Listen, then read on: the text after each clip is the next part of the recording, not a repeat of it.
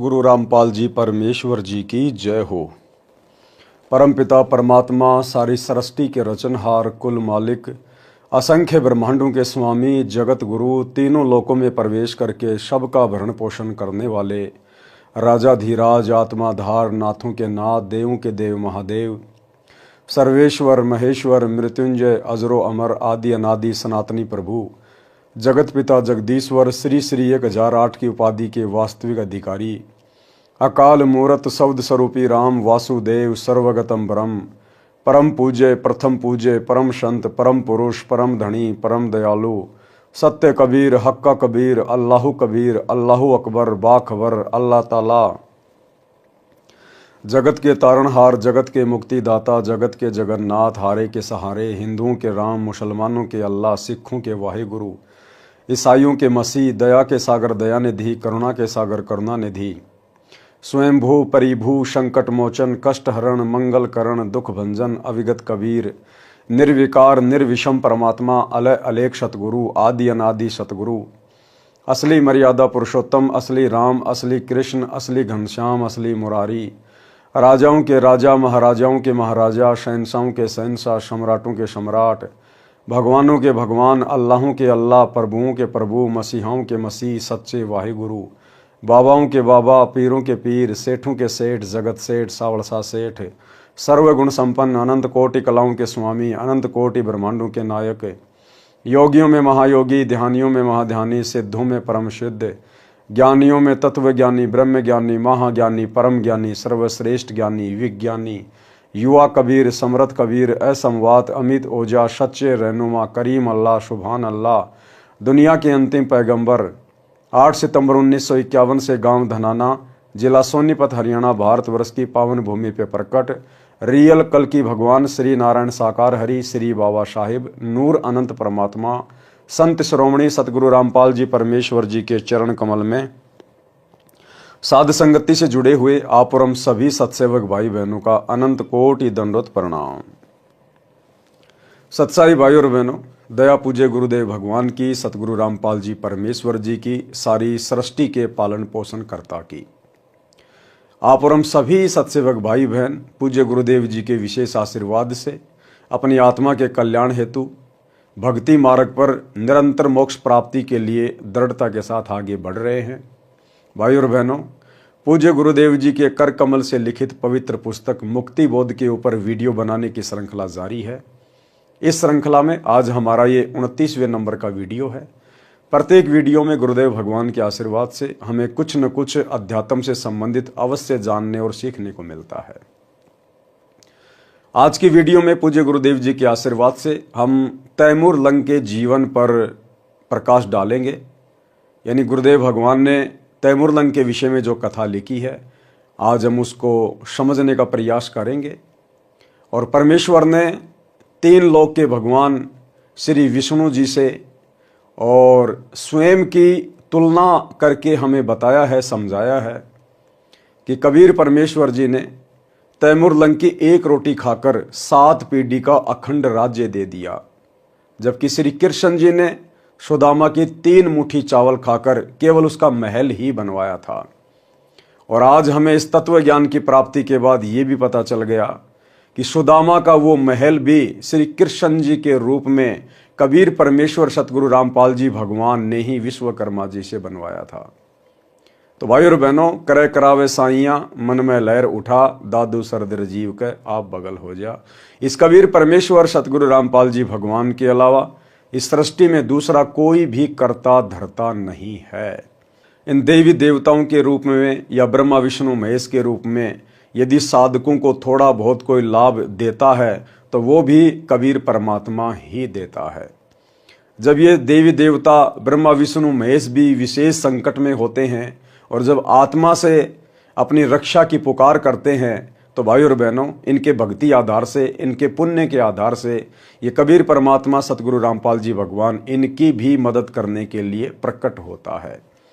जैसे रावण का वध करते समय श्री रामचंद्र जी ने दुखी होकर रावण के वध के लिए परमात्मा से प्रार्थना की। 6 महीने हो गए थे श्री रामचंद्र जी को। विभीषण ने जब ये बता दिया था कि इसकी नाभि में अमृत कुंड है, जब तक वहां तीर नहीं लगाओगे तब तक ये मरेगा नहीं। परंतु 6 महीने हो गए थे श्री रामचंद्र जी को निशाना लगाते हुए, रावण की नाभि में निशाना भी नहीं लगा पा रहा था। अंत में थक हार कर रो रो कर परमात्मा से प्रार्थना की। तब इस कबीर परमेश्वर सतगुरु रामपाल जी भगवान ने श्री रामचंद्र जी की पुकार पर सूक्ष्म रूप बनाकर और रावण का वध किया। ठीक इसी प्रकार द्वापर में श्री कृष्ण का रूप बनाकर कबीर परमेश्वर सतगुरु रामपाल जी भगवान ने ही कंस का वध किया था। अन्यथा श्री कृष्ण जी तो बालक थे, कंस के सामने बालक बच्चे, उनकी कोई भी साथ नहीं थी कि वो कंस का वध कर देते। चाणोर जैसे पहलवान को भी, कंस केसी जैसे राक्षस को भी इसी कबीर परमात्मा सतगुरु रामपाल जी भगवान ने ही श्री कृष्ण रूप बनाकर मारा था। तो भाई और बहनों, आज हम उसी कबीर परमेश्वर सतगुरु रामपाल जी भगवान की महिमा सुनने जा रहे हैं। पवित्र पुस्तक मुक्ति बोध पेज नंबर 492। तैमूर लंग को 7 पीढ़ी का राज्य कबीर जी ने दिया। कबीर परमात्मा ने 1 रोटी के बदले 7 पीढ़ी का राज तैमूर लंग को दिया। पारक के अंक की वाणी नंबर 1170 से 1180। गरीब दिल्ली अकबराबाद फिरी लाहौर कूंजात, रोटी रोटी करत है किने न बूझी बात। गरीब तिबर लंग तालिब मिले एक रोटी की चाह, जिंदा रूप कबीर धरी तिबर लंग सुनिरा। गरीब दिल्ली अकबराबाद फिरी लाहौर कूंजात, रोटी रोटी करत है किने न बूझी बात।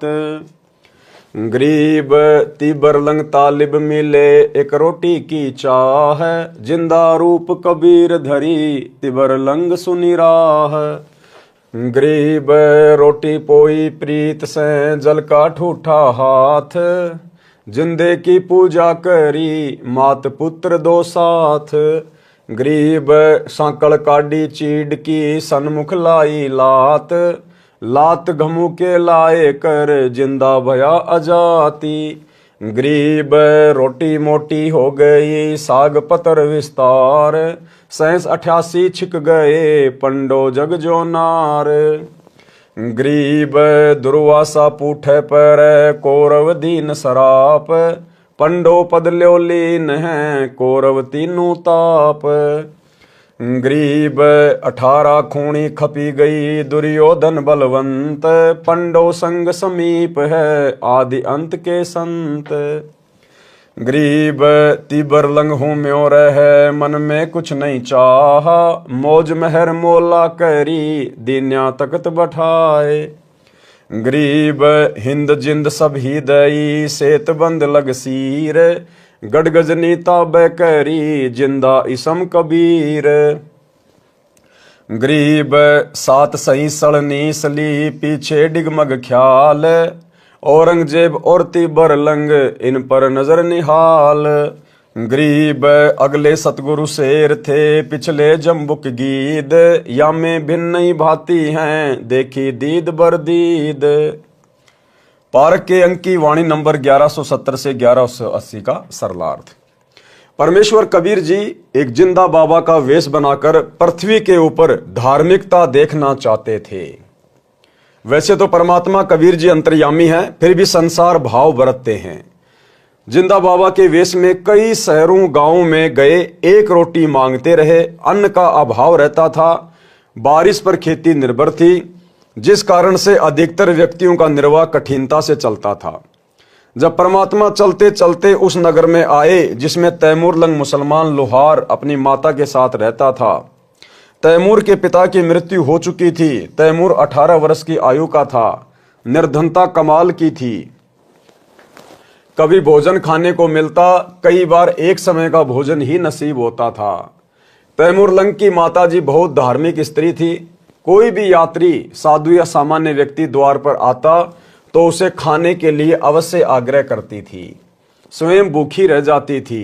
रास्ते चलते व्यक्ति को अवश्य भोजन करवाती थी। जिस दिन परमात्मा जिंदा रूप में परीक्षा के उद्देश्य से आए, उस दिन केवल 1 रोटी का आटा बचा था।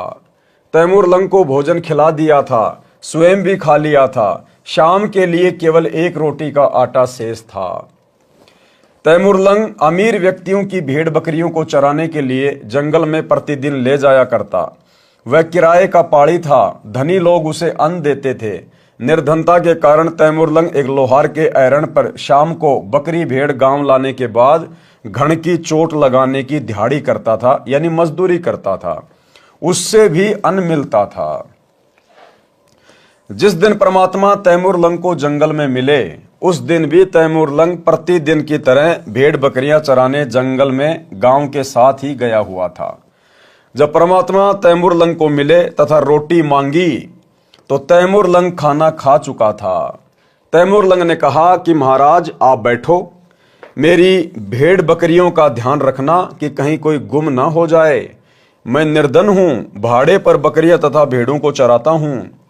मैं घर से रोटी लाता हूं, यहां पास में ही हमारा घर है। परमात्मा ने कहा ठीक है, संभाल रखूंगा। तैमूरलंग घर गया, माता को बताया कि एक बाबा कई दिन से भूखा है, रोटी मांग रहा है। माता ने तुरंत आटा तैयार किया, एक रोटी बनाई, क्योंकि आटा ही एक रोटी का बचा था। एक रोटी कपड़े में लपेटकर जल का लोटा साथ लेकर बाबा जी के पास दोनों माँ बेटे आए। रोटी देकर जल का लोटा साथ रख लिया। माता तथा बेटे ने बाबा जी की स्तुति की तथा माता ने कहा महाराज हम बहुत निर्धन हैं, दया करो, कुछ रोटी का साधन बन जाए।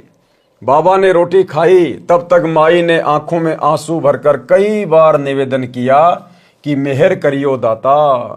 और तैमूरलंग की मां वो एक रोटी खाते खाते परमात्मा से कई बार अरदास कर चुकी थी कि हम बहुत गरीब हैं, बहुत निर्धन हैं। और परमात्मा ने फिर तैमूरलंग को 7 पीढ़ी का राज्य दे दिया, उसकी कमर में 7 साकड़ मार के। तो भाइयों और बहनों, ये दाता है, हम इससे ना मांगेंगे तो भी ये हमें देगा, लेकिन कब? जब ये हमें अपना मान लेगा, जब हम पतिव्रता पद पे आ जाएंगे। तो तैमूरलंग की मां ने रोते रोते अरदास की और परमात्मा ने तैमूरलंग की कमर में भेड़ बकरियों की जो साकड़ थी उससे चोटें मारी 7 उसकी कमर। माई ने सोचा कि बाबा बड़ा पागल है, ये तो कोई पागल बाबा लगता है, हमारे घर में खाने को दाने नहीं और कह रहा तेरे को 7 पीढ़ी का राज दे दिया। तो तैमूरलंग की मां में केवल इतना ही दोष आया था, केवल इतना ही सोचा था, अविश्वास किया परमात्मा के वचन पर। इतने में परमात्मा अंतर ध्यान हो गए। तो आप और हम भगत भाई बहनों ने अपने परमात्मा के किसी भी वचन पर, भले हमारे समझ में आए ना आए, हमारे गले उतरे ना उतरे, लेकिन हमने दोष नहीं देखना। हमने केवल यही सोचना है कि हे परमात्मा, मैं 2 कोड़ी का जीव, मेरी छोटी बुद्धि है, आपकी बातें मेरी बुद्धि में समा नहीं रही, अन्यथा आप जो कह रहे हैं वो परम सत्य है। माता तथा बेटे ने बाबा की स्तुति की तथा माता ने कहा महाराज हम बहुत निर्धन हैं, दया करो, कुछ रोटी का साधन बन जाए। बाबा ने रोटी खाई, तब तक माई ने आंखों में आंसू भरकर कई बार निवेदन किया कि मेहर करियो दाता। बाबा जिंदा ने रोटी खाकर जल पिया। बकरी बांधने की साकड़ यानी बेल लेकर उसको तैमूरलंग की कमर में 7 बार मारा। चीड़ की सन की बेल थी, चीड़ को कामण भी कहते हैं। कामण की छाल का रस्सा बहुत मजबूत होता है। फिर लात मारी तथा मुक्के मारे। माता को लगा कि मैंने बाबा को बार बार बोल दिया, जिससे चिढ़कर लड़का पीट दिया। लेकिन जब परमात्मा अंतर ध्यान हो गए, उसके बाद में तैमूरलंग ने बताया अपनी माता को कि माता जी आपने बाबा के ऊपर अविश्वास नहीं करना चाहिए था। माता जी जब बाबा मुझे मार रहा था मुझे तो पता ही नहीं चल रहा था, मुझे तो कोई चोट ही नहीं लगी, मुझे तो महसूस ही नहीं हुआ जब बाबा मुझे साकड़ से मार रहा था। माई ने पूछा कि बाबा जी बच्चे ने क्या गलती कर दी, माफ करो, बच्चा है। परमात्मा बोले कि माई इस एक रोटी का फल तेरे पुत्र को 7 पीढ़ी का राज्य का वरदान दिया है। भाई और बहनों देखो, हमारे कॉमन सेंस ने काम करना चाहिए। आप और हम अब बालक नहीं है, बच्चे नहीं हैं। हम समर्थ के बच्चे हैं सतगुरु रामपाल जी भगवान के।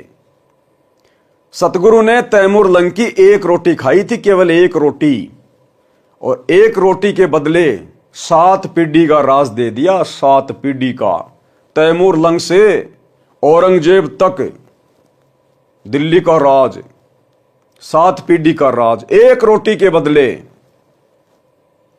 आज आप और हम भगत भाई बहन तो परमात्मा को पूरा भंडारा करवा रहे हैं, पूरा भंडारा।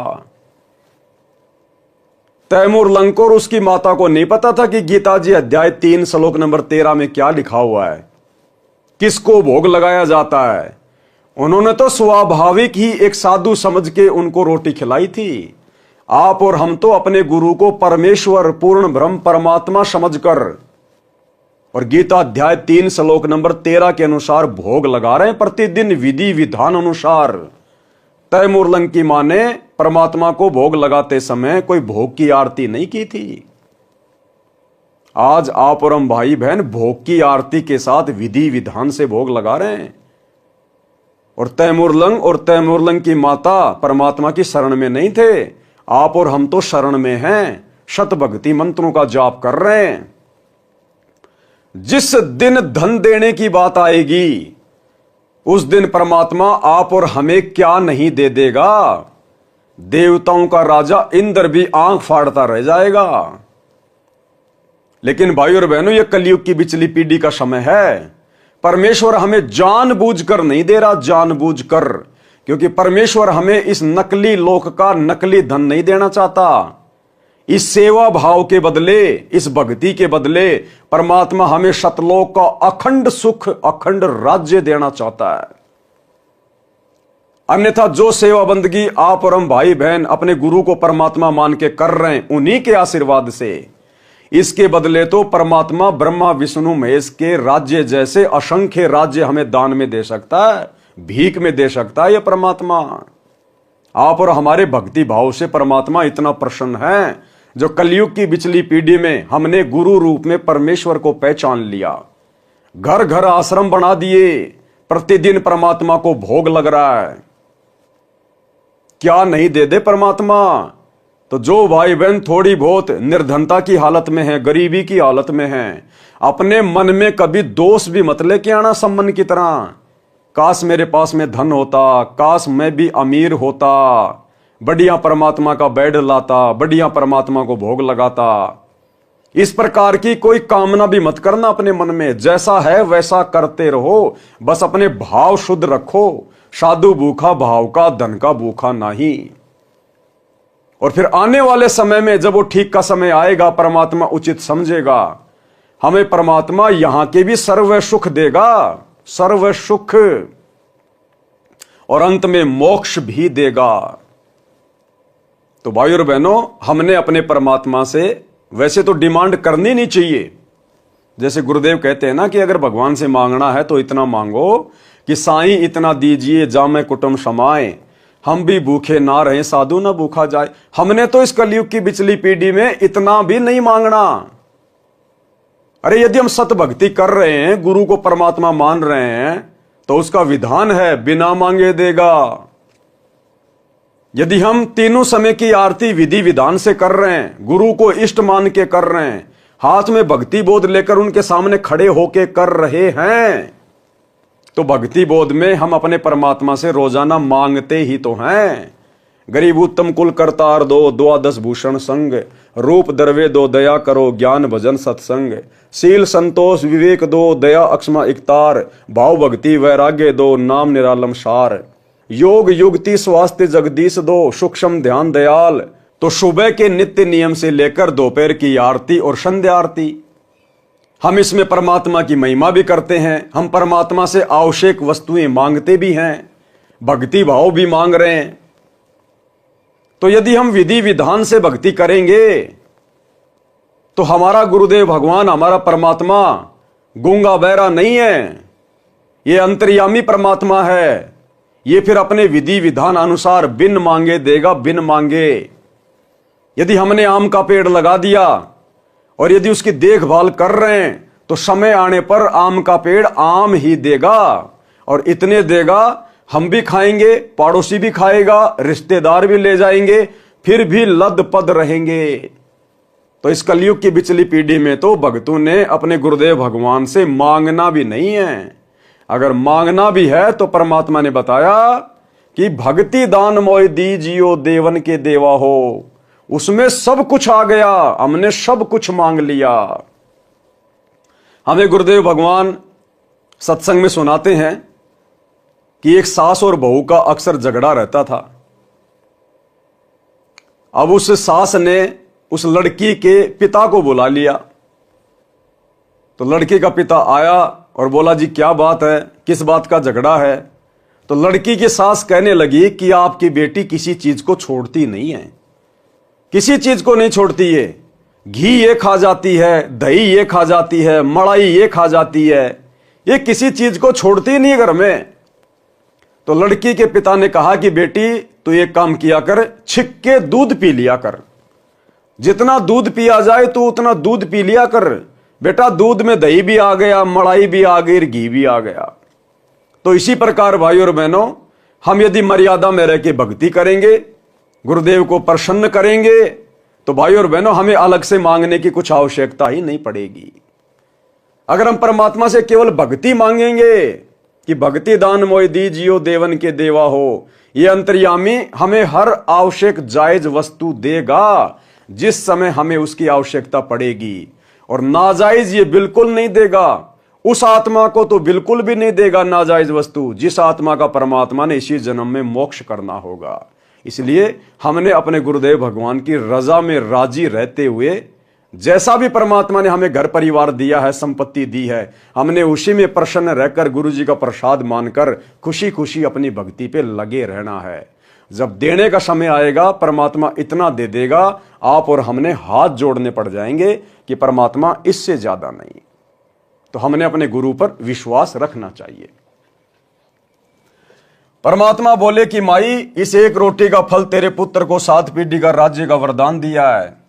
जो 7 बार बेल यानी सांकड़ मारी है, जो लात तथा मुक्के मारे हैं, ये इसका राज्य टुकड़ों में बढ़ जाएगा। माई को लगा कि बाबा पागल है, अब गुरुजी के प्रति दोष आ गया, परमात्मा के प्रति, साधु की बात के प्रति दोष आ गया। माई को लगा कि बाबा पागल है, रोटी शाम की भी नहीं है और कह रहा है तेरा बेटा राज करेगा। माई विचार ही कर रही थी कि बाबा जिंदा अंतर ध्यान हो गया। तो आज गुरुदेव भगवान हमें जो जो बातें बता रहे हैं, हमने प्रत्येक बात को पत्थर की लकीर समझ लेना चाहिए। साध वचन पलटे नहीं, चाहे पलट जाए ब्रह्मांड। कि बच्चों अगर मर्यादा में रहकर अंतिम श्वास तक भक्ति करते रहे तो इसी जन्म में तुम्हारा मोक्ष पक्का है। तो यह सतगुरु का वचन है। यदि हम सतगुरु की मर्यादा के अनुसार भक्ति करते रहे तो सतगुरु का वचन निष्फल नहीं हो सकता। हमारा अगला कदम सतलोक में ही होगा। कुछ दिन के पश्चात गांव की एक जवान लड़की को राजा के सिपाही उठाने की कोशिश कर रहे थे। वे राजा के लिए विलास करने के लिए ले जाना चाहते थे। तैमूर लंग दौड़ा दौड़ा गया, सिपाहियों को लाठी से पीटने लगा, कहने लगा कि हमारी बहन हमारी इज्जत है, दुष्ट लोगों चले जाओ। परंतु वे 4-5 थे, घोड़े 7 थे। उन्होंने तैमूर लंग को बहुत पीटा, मरा हुआ समझकर छोड़ दिया और लड़की को उठा ले गए। तैमूर लंग होश में आया। गांव में चर्चा चली कि तैमूर लंग ने बहादुरी का काम गांव की इज्जत के लिए किया। अपनी जान के साथ खेलकर गांव की इज्जत बचानी चाहिए। गांव के प्रत्येक व्यक्ति की हमदर्दी का पात्र बन गया। ये भी कोई परमात्मा की रजा थी उसके ऊपर। एक रात्रि को सौपन में बाबा जिंदा तैमूर लंग को दिखाई दिया और बोला कि जिस लुहार के एरण पर शाम को नौकरी करता है उसके नीचे खजाना है, तू उस स्थान को मोल ले ले। मैं उस लुहार के मन में बेचने की प्रेरणा कर दूंगा। क्रय करावे साइयां मन में लहर उठा। जब परमात्मा ने अपने भगत के लिए कुछ करना होता है तो दोनों तरफ परमात्मा ही प्रेरणा करता है, सारे रास्ते खुल जाते हैं। मैं उस लोहार के मन में बेचने की प्रेरणा कर दूंगा, 2 महीने की उधार कह देना। तैमूर लंग ने अपना सपना अपनी माता जी को बताया। जो जो बात परमात्मा से हुई थी माता जी को बताई। माता जी ने कहा, बेटा बाबा जी मुझे भी आज रात्रि में स्वप्न में दिखाई दिए थे, कुछ कह रहे थे, मुझे स्पष्ट नहीं सुनाई दिया। माता ने कहा कि बाबा जी की बात सच्ची है तो बेटा धन्य हो जाएंगे, तू जा ऐरण वाले से बात कर। ऐरण वाले के मन में कई दिन से प्रबल प्रेरणा हो रही थी कि ये स्थान कम पड़ गया है, मेरी दूसरी जगह जमीन बड़ी है, इसे कोई उधार भी ले ले तो दे दूंगा, मैं अपने बड़े प्लाट में ऐरण लगा लूंगा। तैमूर लंग ऐरण वाले मालिक के पास गया और वर्तमान ऐरण वाली जगह को उधार लेने की प्रार्थना की। ऐरण वाला बोला कि बात पक्की करना, जो समय रुपए देने का रखा जाएगा उस समय रुपए देने होंगे। तैमूर लंग ने कहा कि 2-3 महीने में रुपए दे दूंगा। ऐरण वाला तो 1 वर्ष तक उधार पर देने को तैयार था। बात पक्की हो गई।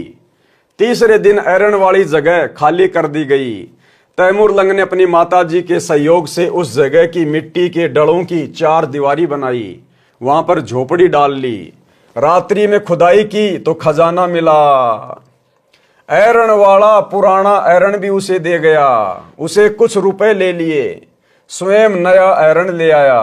परमात्मा स्वप्न में फिर तैमूर लंग को दिखाई दिए तथा कहा कि बेटा खजाने से थोड़ा थोड़ा धन निकालना, उससे 1-2 घोड़ा लेना, उन्हें महंगे सस्ते लाभ हानि में जैसे भी बिके बेच देना, फिर कई घोड़े लाना, उन्हें बेच आना। जनता समझेगी कि तैमूर लंग का व्यापार अच्छा चल गया। तैमूर लंग ने वैसे ही किया। 6 महीने में अलग से जमीन मोल ले ली। पहले भेड़ बकरियां खरीदी, बेची, फिर सैकड़ों घोड़े वहां बांध लिए, उन्हें बेचने ले जाता और ले आता। गांव के नौजवान लड़के नौकर रख लिए, बड़ा मकान बना लिया। तैमूर लंग को वह घटना रह रहकर कचोट रही थी कि यदि मैं राजा बन गया तो सबसे पहले उस अपराधी बेशरम राजा को मारूंगा जिसने मेरे गांव की इज्जत लूटी थी। जवान लड़की को उसके सैनिक बलपूर्वक उठाकर ले गए थे। अब तैमूर लंग के साथ धन था, जंगल में वर्कशॉप बनाई, लोहार कारीगर था, स्वयं तलवार बनाने लगा। गांव के नौजवान व्यक्तियों को अपना उद्देश्य बताया कि उस राजा को सबक सिखाना है जिसने अपने गांव की बेटी की इज्जत लूटी है। मैं सेना तैयार करूंगा, जो सेना में भर्ती होना चाहे उसे 1 रुपया तनख्वाह दूंगा। अब उस समय 1 रुपया बहुत होता था भाई और बहनों, बहुत ज्यादा। 1 रुपए में तो एक भैंस आ जाती थी उस समय, एक भैंस। मैं सेना तैयार करूंगा, जो सेना में भर्ती होना चाहे उसे 1 रुपया तनख्वाह में दूंगा। उस समय 1 रुपया चांदी का बहुत होता था। जवान लड़के सैकड़ों तैयार हो गए, वे अपने रिश्तेदारों को ले आए। इस प्रकार बड़ी सेना तैयार की, लोहार कारीगर तनख्वाह पर रखे, तलवार ढाल तैयार करके उस राजा पर धावा बोल दिया, उसे अपने अधीन कर लिया, उसका राज्य छीन लिया। उसको मारा नहीं, अलग गांव में भेज दिया, उसके निर्वाह के लिए महीना देने लगा। धीरे धीरे तैमूर लंग ने इराक, ईरान, तुर्किस्तान पर कब्जा कर लिया, फिर भारत पर भी अपना शासन जमा लिया। दिल्ली के राजा ने उसकी पराधीनता यानी गुलामी स्वीकार नहीं की, उसे मार भगाया। उसके स्थान पर बरेली के नवाब को दिल्ली का वायसराय बना दिया, जो तैमूर लंग का गुलाम रहा। उसे प्रति 6 महीने फसल कटने पर कर देकर आता था। तैमूर लंग की मृत्यु के पश्चात दिल्ली के वायसराय ने कर देना बंद कर दिया, स्वयं स्वतंत्र शासक बन गया। तैमूर लंग का पुत्र दिल्ली का राज्य लेना चाहता था तो उसे नहीं दिया। बाबर तैमूर लंग का तीसरा पोता था। उसने बार बार युद्ध करके अप्रैल सन 1526 में भारत का राज्य प्राप्त कर लिया। अब भाई और बहनों, इतिहास की ये गूढ़ बातें कि तैमूर लंग ने एक बरेली के वायसराय को दिल्ली की गद्दी पे बैठाया और तैमूर लंग के मरने के बाद में उस वायसराय ने अपने आप को स्वतंत्र राजा घोषित कर दिया। ये बातें आपको इतिहास में भी देखने और ढूंढने को नहीं मिलेंगी। जो बातें परमेश्वर जी अपने कर कमल से लिख रहे हैं, क्योंकि तैमूर लंग को 7 पीढ़ी का राज्य देने वाला कोई और नहीं था, स्वयं सतगुरु रामपाल जी भगवान थे। इनसे भला क्या छुपा हुआ है। उसने बार बार युद्ध करके अप्रैल 1526 में भारत का राज्य प्राप्त कर लिया। बाबर का पुत्र हुमायूं था, हुमायूं का अकबर, अकबर का जहांगीर, जहांगीर का शाहजहां, शाहजहां का पुत्र औरंगजेब हुआ। 7 पीढ़ियों ने भारत पर राज्य किया। इतिहास गवाह है, फिर औरंगजेब के बाद राज्य टुकड़ों में बट गया। अन्नदेव की आरती में भी संत गरीबदास जी ने कहा है कि रोटी तैमूर लंग को दीनी, यानी तैमूर लंग ने परमात्मा को एक रोटी खिलाई थी, ताते 7 पातशाही लीनी, उसके बदले 7 पीढ़ी का राज दे दिया परमात्मा ने, 7 पीढ़ी का राज। और आज हम अपने गुरु को इष्ट मानकर जो घर घर में उन्हें भोग लगा रहे हैं, हमें परमात्मा सदा का राज्य देगा, सदा का। यहां की 7 पीढ़ियों का राज्य तो सतलोक के राज्य के आगे कुछ भी नहीं है, गंध है, गंध। आज हम जिस विधि विधान से परमेश्वर को प्रसन्न करने में लगे हुए हैं, हमें परमात्मा अखंड राज्य देगा, सतलोक का अखंड राज्य। इसलिए हम केवल यहां का राज्य मांगकर अपने कर्म ना फोड़ें, परमात्मा को नाराज ना करें, दुखी ना करें। भाइयों और बहनों, हम पहले कहानी सुना करते थे। एक लड़का अपनी मां के साथ में दुकान पे गया, तो लड़के ने टॉफी के डिब्बे को हाथ लगाया, मिठाई के डिब्बे को हाथ लगाया। तो माता ने कहा कि बेटा क्या लेगा? उसने कहा कि मिठाई लूंगा, मिठाई। तो दुकानदार बोला बेटा ले ले, इसमें हाथ दे के ले ले, इसमें निकाल ले। तो बेटे ने नहीं निकाला, कहा अंकल जी आप दो, मेरा हाथ बहुत छोटा है, मेरे हाथ में तो 2-4 ही टॉफी आएंगी, आप अगर अपने हाथ से दोगे तो बहुत सारी टॉफी आएंगी। तो हम अपने गुरुदेव भगवान से मांगकर अपनी मूर्खता का प्रमाण ना दें। हम ज्यादा से ज्यादा क्या मांगेंगे? हम एक कार मांग लेंगे, एक प्लाट मांग लेंगे, 2-4 जमीन के टुकड़े मांग लेंगे, बच्चे की नौकरी मांग लेंगे। इससे ज्यादा हमारी बुद्धि काम ही नहीं करती। और परमेश्वर जब देगा तो छप्पर फाड़ के देगा, हमारी कल्पना से बाहर देगा। और हमने तो यहां का कुछ चाहिए नहीं भाइयों, यहां का तो परमात्मा हमें देना भी नहीं चाहता। परमात्मा कहते हैं इंद्रदा राज कागदा भिष्टा ना भोगा इंद्राणी नु। फिर इस धरती का भला हम क्या मांगे परमात्मा से? हमें जिस चीज की आवश्यकता थी युगों युगों से, जो चीज सदा हमारे साथ में रहेगी, वो भक्ति हमें गुरुदेव ने दे दी। कबीरा सब जग निर्धना धनवंता ना कोई, और धनवंता सो जानिए जिसके पास राम नाम धन होए। इससे बड़ा धन तो सृष्टि में कहीं नहीं है, 21 ब्रह्मांड में नहीं है इससे बड़ा धन, जो धन हमें गुरु जी ने दे दिया। परमात्मा कहते हैं गुरु समान दाता नहीं, याचक शिष्य समान, और 3 लोक की संपदा सो गुरु दीनी दान। ये जो सतनाम है, जो प्रथम नाम है, जो भक्ति है, भक्ति में सब कुछ आ जाता है। ये हमें परमात्मा ने दान में दे दी। ये 3 लोक की संपदा से भी बड़ी संपत्ति है। अब इस भक्ति से ज्यादा और हम क्या मांग सकते हैं अपने भगवान से? तो भाई और बहनों, हमने केवल मर्यादा में रह के भक्ति करनी है।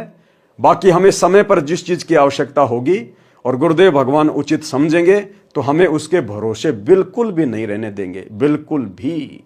तो हमने तो अपनी भक्ति पर ध्यान देना है। रोटी तैमूर लंग को दीनी, ताते 7 पातशाही लेनी। तैमूर लंग को परमात्मा उसी जिंदा वाले वेश में फिर मिले जब वह 80 वर्ष का हो गया था, शिकार करने गया था, राजा था। तब उसको समझाया कि भक्ति कर राजा, नहीं तो नरक में गिरेगा। भूल गया वो दिन जब एक रोटी ही घर पर थी। उस समय तैमूर लंग बाबा के चरणों में गिर गया, दीक्षा ली, राज्य पुत्र को दे दिया। 10 वर्ष और जीवित रहा। वह आत्मा जन्म मरण में है। वो तैमूर लंग भी जन्म मरण में है, जन्म मरण में, 7 पीढ़ी का राज्य लेकर भी। और भाइयों और बहनों, पता नहीं उस तैमूर लंग को वर्तमान में मौका मिलेगा या नहीं मिलेगा, लेकिन आप और हम अपनी किस्मत को सराहें कि आप और हमें परमात्मा ने वर्तमान में मौका दे दिया पूर्ण मोक्ष प्राप्ति का, अखंड सुख प्राप्ति का, जो मौका ब्रह्मा विष्णु महेश को भी प्राप्त नहीं है। तो आप और हम कितनी सौभाग्यशाली आत्मा हैं। हमें परमात्मा क्या नहीं दे दे। लेकिन परमेश्वर हमें जानबूझकर नहीं दे रहा, जानबूझकर। अन्यथा आप और हमारे भाग्य से अधिक धन, राज्य, सुख तीनों लोकों में किसी के भाग्य में नहीं लिखा हुआ है, लेकिन परमेश्वर जानबूझकर उसको कैंसिल कर रहे हैं और हमसे भक्ति करवाने के लिए हमें परमात्मा इस स्थिति में रखे हुए हैं। इसलिए हमने गुरुदेव की रजा में ही राजी रहना है। ये 10, 15, 20 वर्ष हमने ऐसे ही काट देनी है, पता भी नहीं चलेगा कब ये समय कट जाएगा और हमारा अगला कदम सतलोक में होगा। वह आत्मा जन्म मरण में है, परंतु भक्ति का बीज पड़ गया। यदि उस निर्धनता में भक्ति करने को कहता तो नहीं मानता था। परमात्मा कबीर जी ही जानते हैं कि काल की जकड़ से कैसे जीव को निकाला जा सकता है। वाणी नंबर 1180 का सरलार्थ है, धर्म यानी मजहब कोई भी है, जो उसके प्रवर्तक होते हैं वे साफ सुथरे शवच व्यवहार के होते हैं। धर्म कर्म वाले परमात्मा से डरने वाले होते हैं, बाद में केवल दिखावा रह जाता है।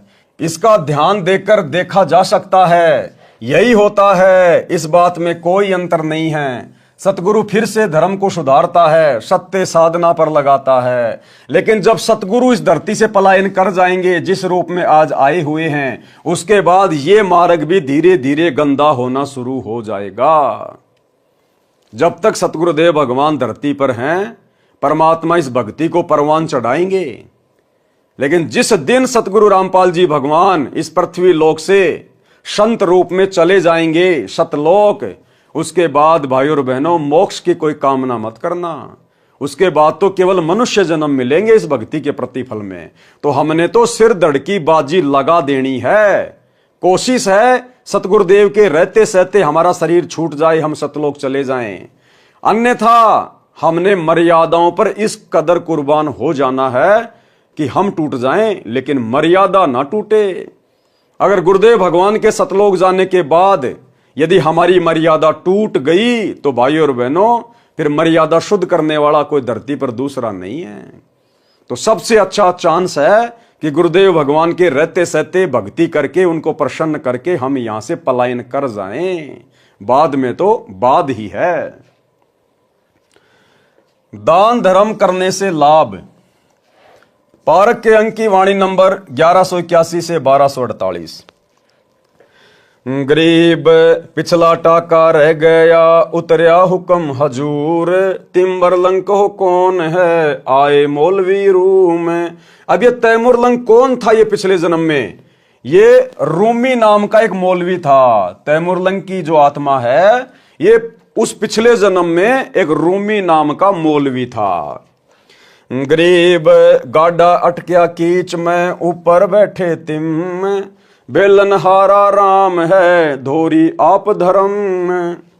गरीब धर्म दस्कत है नहीं, धसके तीनों लोक, खैरायत में खैर है, कीजे आत्म पोष। गरीब धर्म बिना ऐसा नरा, जैसी बंजा नार, बिंदी न्या पावे नहीं, सुनहा भया गवार। गरीब साधु संत से ये नहीं, करी न अन की साट, कुत्का बैठा कमर में, हो गया बार बाट। गरीब धर्म बिना धापे नहीं, यो प्राणी परपंच, आस बिरानी क्यों करे, दिया हो तो संच। गरीब धर्म किया बलि राय को, ठाणी इकोत्री जग, तहां 52 अवतार धरी, लिए समुचे ठगी। गरीब कंपे स्वर्ग समूल, सब ऐसी यग आरंभ, आसन सुरपति के डीगे, पान अपान सांब।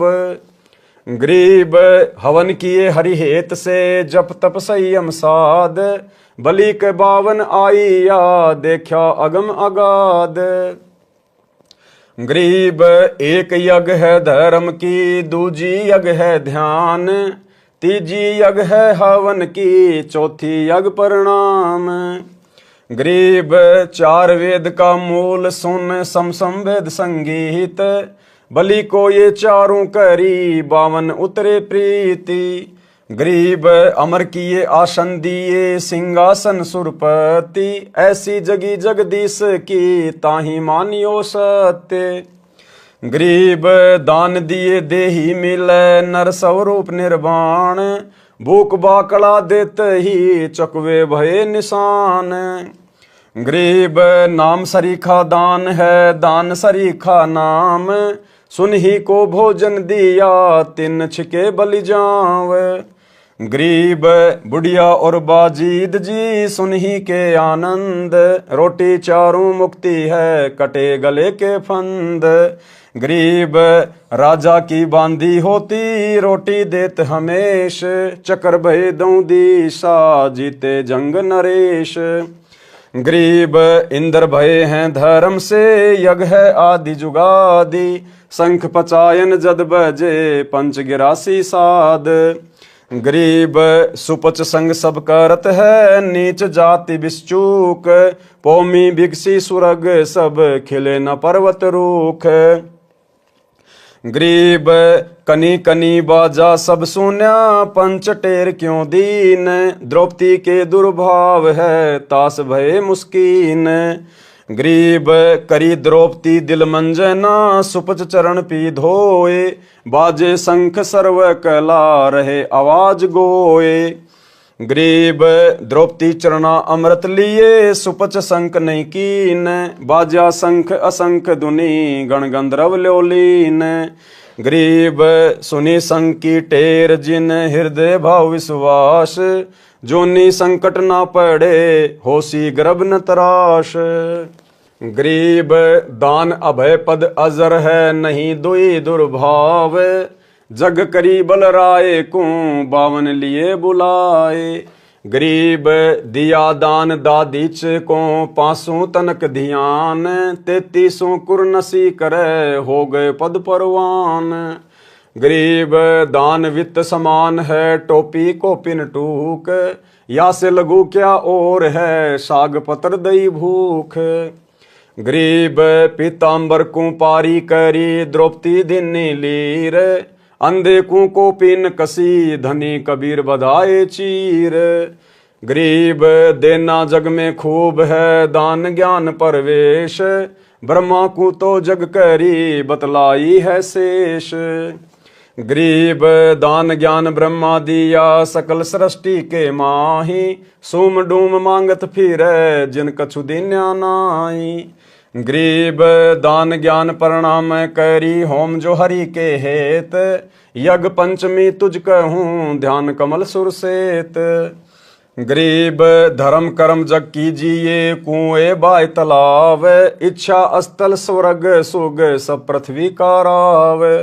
गरीब भूख्या भोजन देत है कर्म यज्ञ जो नार, सो गज फीलों चढ़त हैं पाल की कंद कहार।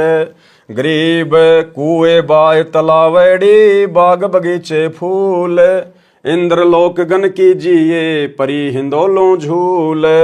गरीब जति सती इंद्री दमन बिन इच्छा बाटंत, काम धेनु कल्प वृक्ष पद तास बार दूजंत। गरीब स्वर्ग नंदनी दर बंदे बिन इच्छा जो नार, गण गंधर्व और मुनि जन तीनों लोक अधिकार। गरीब पतिव्रता नारी धरो आन पुरुष नहीं ने, अपने पति की बंदगी दुर्लभ दर्शन ये। गरीब माता मुक्ति सुनीति सी मैना सी पुरकार, फकर फरीद फिकर ल गया कूप कलप दीदार। गरीब ऐसी जननी मात सत्य पुत्र दे उपदेश, और नार व्यभिचारिणी यो भागत हैं शेष। गरीब समुद्र तो नग देत है इंद्र देत स्वाति, नारी पुत्र देत है ध्रुव कैसी लगमाती। गरीब सात धात पृथ्वी दई सात अन्न परवीन, वृक्षा नदियों फल दिए यो नर मूड कुलीन। गरीब जिन पुत्र नहीं जग करी पिंड प्रदान पुराण, नाहक जग में अवतरे जिनसे निका स्वान। गरीब बिना धर्म क्या पाइए 14 भवन विचार, चमरा चूक्या चाकरी स्वर्ग हूँ में बेकार। गरीब स्वर्ग स्वर्ग सब जीव कहें स्वर्ग माही बड़ दुख, जहां 84 कुंड है थंब बले ज्यों लोक। गरीब कुंड पड़ा निकसै नहीं, स्वर्ग न चितवन कीन, धर्मराय के धाम में मार अधिक बेदीन। गरीब कर साहिब की बंदगी, सुमरण कल्प कबीर, जम के मस्तक पांव दे जाय मिले धर्म धीर। गरीब धर्म धीर जहां पुरुष है, ताकि कल्प कबीर, सकल प्राण में रम रहा सब पीरन सिर पीर। गरीब धर्म दजा फरकंत है, तीनों लोक तलाक, पापी चुन चुन मारिए मुख में दे दे राख। गरीब पापी के पर्दा नहीं, शिव पर कल्प करंत, माता को घरणी कहे भस्मा गिर भस्मंत। गरीब भस्म हुए आप कल्प से, शिव को कछु न कीन, इस दुनिया संसार में कर्म भय लोलीन। गरीब जिन्हों दान तद्दब किया, तिन पाई सब रिद, बिंदानी व्यागर भये तासर पंजाबे गद। गरीब कर दीने कुर्बान जान, नैन नाक मुख द्वार, पीछे कछु राख्या नहीं नर मानुष अवतार। गरीब दान दया दरवेश दिल, बैराट फटक जो दिल, दानी ज्ञानी निपजही सोम सदा ज्यों शील। गरीब सोम सुमर से साख क्या, हनिये छाती तोड़, 80 गंज बाटे नहीं कीन्यों गारत गोर। गरीब हरिचंद ऐसी यज्ञ करी, राजपाट स्यों दे, संग ही तारा लोचनी काशी नगर बिके। गरीब मरकट का मंगता किया, मुर्द पीर चिंडाल, डायन तारा लोचनी राजा पुत्र काल। गरीब उस डायन को तोरी है, हरिचंद्र हाथ खड़ग, स्वर्ग मृत्यु पाताल में ऐसी और न जग। गरीब मोर ध्वज मेला किया, जग आए जगदीश, ताम्र ध्वज आराधर्या अर्पण कीन्या शीश। गरीब अम्बरीश आनंद में यज्ञ रूप सब अंग, दुर्वासा को दव नहीं चक्र सुदर्शन संग। गरीब राजा अधिक पुरूरवा होमी दई जिंदे, 3 लोक साका भया अमर अभय पद ने। गरीब मरुत यज्ञ अद की करी, पृथ्वी सर्वस दान, अनंत कोटि राजा गए पद चीनत परवान। गरीब नगरपुरी भद्रावती, जोब नाद का राज, श्याम करण जिसके बंद्या खूहनी अनगत साज।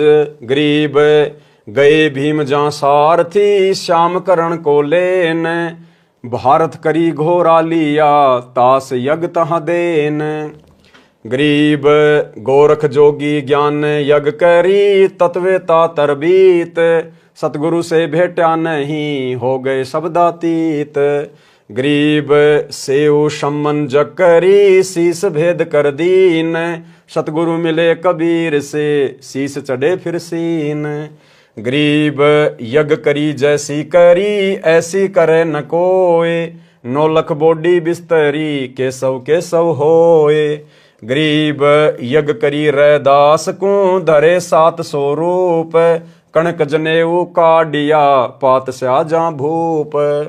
गरीब तुलाधार को जग करी, नाम देव परवान, पलरे में सब चढ़ गए उठा नहीं अमान। गरीब पीपा तो पद में मिला, कीनी यज्ञ अनेक, बूझा चंदोआ बेग ही अवगत सत्य अलेख। गरीब तिमर लंग तो जग करी, एक रोटी रस रीति, बिंदीनी नहीं पाई ये दान ज्ञान से प्रीति। अब परमेश्वर ने इन तमाम वाणियों में दान धर्म करने का प्रतिफल बताया है कि किस प्रकार से तो हमें दान धर्म करना चाहिए और किन परिस्थितियों में किए गए दान धर्म का परमात्मा फिर भगत को खुलकर परिणाम देता है। और दान करने से क्या मिलेगा, दान की कितनी महत्वता है और दान किसको दिया जाता है, सुपात्र को या कुपात्र को। सरलार्थ, इन वाणियों में दान पुण्य करने का ज्ञान है। बताया है कि जो दान नहीं करते उनका भविष्य नरक बन जाता है। दान धर्म के अनुष्ठान यानी धर्म यज्ञ व अन्य यज्ञ करने से भक्ति ऐसे सफल होती है जैसे खेत में किसान बीज बोकर बाद में समय समय पर सिंचाई करता है, जिससे बीज उगता है, पौधा बनकर अन्न देता है। इसी प्रकार भक्ति मार्ग में नाम तो बीज है और जो यज्ञ हैं, धर्म यज्ञ, ध्यान यज्ञ, हवन यज्ञ, प्रणाम यज्ञ और ज्ञान यज्ञ, जो हम भगत भाई बहन प्रतिदिन अपने घरों पे करते हैं, पांचों यज्ञ। प्रतिदिन सत्संग सुनना ज्ञान यज्ञ, सत्संग को ध्यान से सुनना ध्यान यज्ञ, यानी तीनों समय की आरती यदि हम ध्यान से करते हैं, सत्संग ध्यान से सुनते हैं, तो हमारे दो यज्ञ बन जाते हैं, ज्ञान यज्ञ और ध्यान यज्ञ। हम गुरुदेव भगवान को प्रतिदिन दंडवत प्रणाम करते हैं। अगर हम निरअभिमानी होकर, निष्कपटी होकर, गुरु को परमेश्वर मानकर और जो विधि गुरुदेव ने बताई दंडवत प्रणाम करने की, यदि हम उस विधि से दंडवत प्रणाम करते हैं तो प्रतिदिन हमारा वो प्रणाम यज्ञ हो जाता है। हवन यज्ञ, आप और हम सभी भगत भाई बहन गाय या भैंस का देसी घी और खड़ी बत्ती का दीपक जलाते हैं, वो हमारा हवन यज्ञ। तो 4 यज्ञ हो गई, ज्ञान यज्ञ, ध्यान यज्ञ, प्रणाम यज्ञ, हवन यज्ञ, और 5वीं यज्ञ धर्म की। हम सभी भगत भाई बहन आज अपने गुरुदेव भगवान की गैर हाजिरी में प्रतिदिन अपने गुरुदेव भगवान को घर पर भोग लगा रहे हैं। ये हमारा सबसे बड़ा धर्म यज्ञ है। इसके उपरांत यदि साथ संगति में कोई सेवा चलती है, सभी भाई बहन मिलकर अपने सामर्थ्य के अनुसार सहयोग करते हैं, वो भी हमारा धर्म यज्ञ में गिना जाता है। और जब हमारे गुरुदेव भगवान हमारे समक्ष होंगे, उस समय हम सभी भगत भाई बहन अपने सामर्थ्य से बढ़कर उनके चरणों में अपने आत्म कल्याण के लिए दान धर्म करेंगे, फिर वो हमारा धर्म यज्ञ होगा। आपके घर पर कोई भगत भाई बहन आ गए, आपने उनको प्रेम से भोजन भंडारा करवा दिया, वो आपका धर्म यज्ञ हो गया। कहीं साथ संगति है, कहीं समागम है, वहां पर आपने अपना सहयोग कर दिया, आटा, दाल, चावल, चीनी, कुछ भी, वो आपका धर्म यज्ञ हो गया। लेकिन वो जगह सही होनी चाहिए। जैसे आज वर्तमान में हमारे गुरुदेव भगवान इसार जेल में बैठे हुए हैं, और यदि हम उन आश्रमों में जा जाके और जो दान धर्म का पैसा अपने गुरुजी को देना चाहिए, सुपात्र को देना चाहिए, ज्योति पाठ और दान का पैसा, वो यदि हम गुरु की गैर हाजिरी में किसी थर्ड पर्सन को देते हैं, किसी भगत को देते हैं, तो भाई और बहनों, वो कुपात्र को दिया गया दान माना जाता, कुपात्र को। इसलिए हम भगत भाई बहनों ने वर्तमान कलयुग की बिचली पीढ़ी में केवल राजा जनक की तरह भावनाओं में बहकर अपनी भक्ति का सत्यानाश नहीं करना। आज यदि हम अपने गुरुदेव के हाथों में दान धर्म नहीं कर पा रहे हैं, तो इस बात का तो गुरुदेव को भी पता है कि जेल में आके थोड़े ना देंगे, और जेल में इनसे ज्योति पाठ का पैसा लेके मैं क्या करूंगा। तो आज तो हमारे सामने ऐसी विशेष परिस्थितियां पैदा हो रखी हैं, तो ऐसी परिस्थितियों में यदि हम दान धर्म नहीं कर पाते हैं तो हमें दोष नहीं लगता। ऐसी परिस्थितियों में हम ज्ञान को आधार बनाकर मर्यादा में रहकर भक्ति करें। अन्यथा साधु भूखा भाव का, धन का भूखा नहीं। परमात्मा हमारे धन का भूखा नहीं है, हमारे ज्योति पाठ के पैसों का भूखा नहीं है। वो मालिक है जिसने 21 ब्रह्मांड इस काल को भीख में दे रखा है, दान में दे रखा है, वो हमारे 10, 15, 20, 50 हजार लाख रुपए का भूखा नहीं है। और जो हम अपने गुरुदेव को देते हैं, वो भी तो हमें गुरुदेव ने दिया है। हमारे संस्कारवश जैसे भी कोई नौकरी है, कोई काम धंधा है, कोई व्यापार है, कोई बिजनेस है, वो भी तो उसी ने दिया हुआ है। उसी की रजा से कमा कमा के हम उनको दे रहे हैं। जो गुरुदेव धर्म में लगाते हैं, हमारे उससे पुण्यों में वृद्धि होती है। तो ये कलयुग की बिचली पीढ़ी है भाई और बहनों।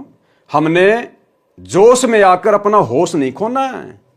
भगत ने दान धर्म करना है, लेकिन करना किसको? सुपात्र को। सुपात्र कौन? केवल सतगुरु रामपाल जी भगवान। तो हमने अपने गुरुदेव का इंतजार करना चाहिए। और जिन जिन लोगों ने इन आश्रमों में जाके कुपात्रों को, इन कोऑर्डिनेटरों को, गुरुजी के परिवार को जो दान धर्म दिया है, आप सबकी आंखों के सामने उन कुपात्रों ने आपके दान धर्म का जमकर दुरुपयोग किया है। क्योंकि भाई और बहनों, परमात्मा की वाणी कभी झूठ नहीं हो सकती कि सुपात्र को दिया गया दान फलेगा, कुपात्र को दिया हुआ नहीं फलेगा।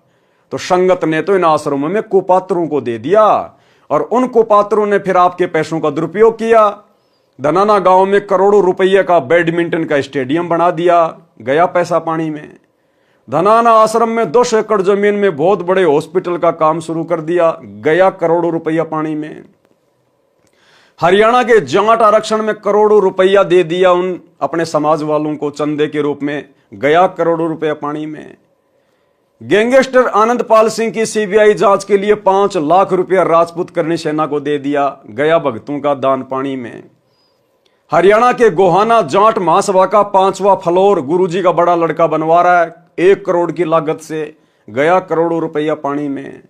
गांव वालों के लिए रोडें बना दी, बसें चला दी, एम्बुलेंस चला दी, आश्रम में दुनिया भर के पाखंड शुरू कर दिए, राजनीति में पैर फंसा लिया, गया भक्तों का दान धर्म पानी में। तो परमात्मा का वचन झूठ नहीं हो सकता, इसलिए अगर आपने दान धर्म भी करना है तो योग्य जगह देखो कि आपके दान धर्म का क्या किया जाएगा, कहीं आपके कर्म तो नहीं फोड़े जाएंगे। अन्यथा आपने अपने गुरुजी के आने का इंतजार करना चाहिए। आप कितने बड़े अरबपति हैं, खरबपति हैं, उस समय अपने गुरुजी को देना दिल खोल के। उनकी गैर हाजिरी में कुपात्रों को देके अपने कर्म मत फोड़ो, ये परीक्षा का समय है। परमात्मा हर पॉइंट पर हमारी परीक्षा लेगा, हर पॉइंट पर, कि मैंने इनको 30 साल से क्या समझाया कि गुरु बिन माला फेरते, गुरु बिन देते दान, गुरु बिन दोनों निष्फल है, चाहे पूछो वेद पुराण। एक भगत जी ने कहा कि वाणी तो ये कह रही है कि गुरु बनाकर दान देना चाहिए, तो हमने तो सतगुरु रामपाल जी को अपना गुरु बना रखा, उसके बाद आश्रमों में दान दे रहे हैं। भैया अच्छी बात है, लेकिन गुरु ने यह कब कहा कि गुरु बनाने के बाद फिर तुम कुपात्रों को आंख बंद करके दान दे दो? आपने तो गुरु बना लिया ना, तो रोड के ऊपर जो भिखारी रहते हैं उनको भी दे दो दान। क्यों नहीं देते उन भिखारियों को आप 4 रुपए, 5 रुपए, 10 रुपए? आपको पता है कि अगर ये मेरे पैसे का दुरुपयोग करेगा तो मुझे सजा भोगनी पड़ेगी। क्यों भैया, आपने तो गुरु बना रखा ना, दे दो भिखारी को दान। ठीक इसी प्रकार गुरु बनाने के बाद भी ये देखा जाता है कि सामने वाला सुपात्र है या कुपात्र है, आंख बंद करके दान नहीं दिया जाता। तो 90% संगत ने गुरुजी की गैर हाजिरी में इस परीक्षा के समय में ज्ञान को आधार ना बनाकर अपने जमकर कर्म फोड़ लिए हैं।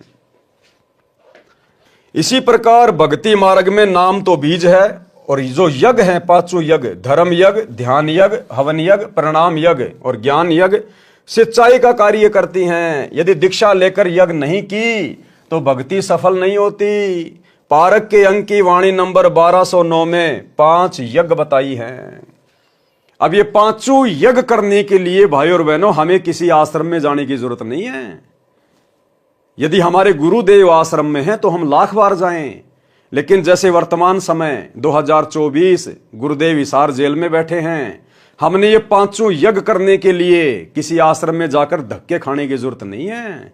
गुरुदेव ने अनेक बार सत्संगों में समझाया कि जिस दिन घर घर में 5 यज्ञ शुरू हो जाएंगी, घर घर में, आश्रम में नहीं, जिस दिन इस ज्ञान को समझकर पुण्यात्माएं घर घर में 5 यज्ञ शुरू कर देंगे, इस धरती पर सतयुग जैसा माहौल हो जाएगा, सतयुग जैसा। गुरुदेव ने घर पर 5 यज्ञ करने का आदेश दिया है। अरे हम नाम दीक्षा लेते हैं, हमें गुरुदेव का फोटो मिलता है, हमारे को घर पर गाय या भैंस के घी का खड़ी बत्ती वाला दीपक जलाने के लिए कहा जाता है, दंडोत करने के लिए कहा जाता है। कहां पे? अपने घर पे। हमें प्रतिदिन 5 यज्ञ करने का आदेश दिया जाता है ना, तो आश्रम में हम कितनी बार जाते हैं? महीने में 1 बार या 2 बार। तो क्या घर पे 5 यज्ञ ना करें? अगर हम घर पे 5 यज्ञ करेंगे तो क्या हमारी यज्ञ सफल नहीं होगी? हमें तो गुरुजी ने रोजाना 5 यज्ञ करने का आदेश दिया ना, तो रोजाना तो हम आश्रम में जाके कर नहीं सकते, रोज तो हम आश्रम में जा नहीं सकते, तो हमने अपने घर पे 5 यज्ञ करने पड़ेंगे ना। तो हम गुरुजी की गैर हाजिरी में क्यों धक्के खाएं, क्यों भटकें, जब 5 यज्ञ हम आसानी से अपने घर पे कर सकते हैं। अरे घर पर शांति से बैठ के सत्संग सुनो, 3 समय की आरती करो, अपना सुमरण करो, मन लगा के करो, ध्यान से करो, आपकी 2 यज्ञ बन गई, ज्ञान यज्ञ और धर्म यज्ञ।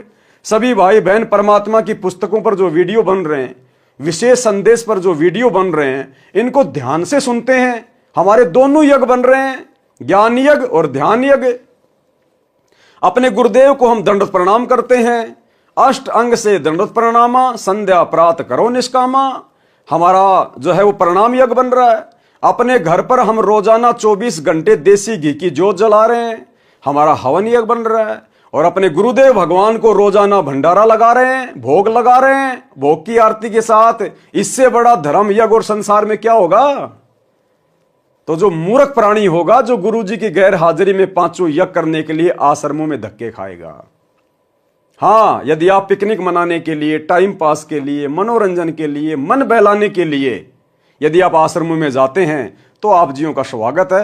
अन्यथा भक्ति तो आप अपने घर पे रह के कर सकते हैं। ये भक्ति जंगल में करने वाली नहीं है, आश्रम में जाके करने वाली नहीं है। ये भक्ति परमात्मा ने हमें घर में रहकर करने वाली दी है, घर में रह के करने वाली।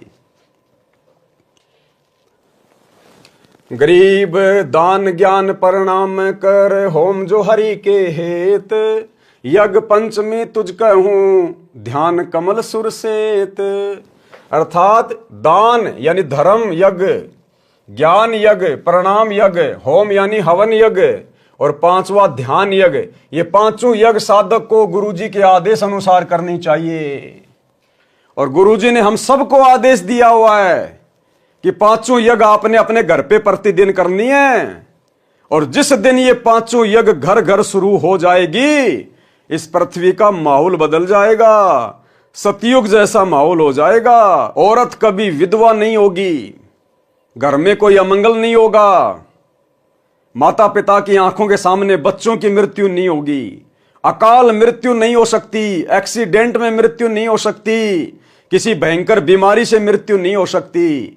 जबकि आज ये सारे कहर शतलोक आश्रम मैनेजमेंट हरियाणा वालों पर, जो इन आश्रमों में जा जाकर कुपात्रों को दान धर्म दे रहे हैं, इन सब की दुर्गति हो रही है, सब की।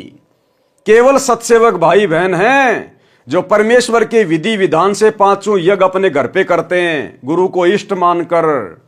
आज हम भगत भाई बहनों का उंगली का नाखून भी नहीं उतरने दे रहा सतगुरु, नाखून भी। अगर आपको सतयुग जैसा सुख देखना है तो सतसेवकों के घरों में देखो, सतसेवकों के घरों में आत्मिक सुख। तो भाई और बहनों, एक छोटा सा सत्संग गुरुदेव का, जिसमें गुरुदेव ने स्पष्ट कर दिया कि जिस दिन आप इस ज्ञान को समझकर घर घर में पांचों यज्ञ करना शुरू कर दोगे, आश्रम में जाकर नहीं, घर घर में, फिर देखना। सुनिए। पुणात्मा, देखो परमात्मा की रजा आपके ऊपर कैसी है। थोड़ी सी गर्मी होती है, परमात्मा बच्चा अपनी प्यारी आत्माओं के अमृत बरसा देते हैं, ठंड सी कर देते हैं कि ताकि ये बच्चे परमात्मा की मेरी महिमा को सुन ले। यदि अच्छी ठंड कर दी तो तुम सारे लटके लेने लग जाओगे, न पड़े बैठे बैठे सोओगे।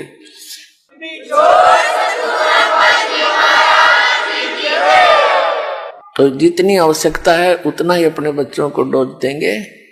और पुण्यात्माओं, यदि जिसमें पूरा विश्व इस सत भक्ति को स्वीकार करके और अपने अपने घरों में ये पांचों यज्ञ किया करेगा। और पुण्यात्माओं, यदि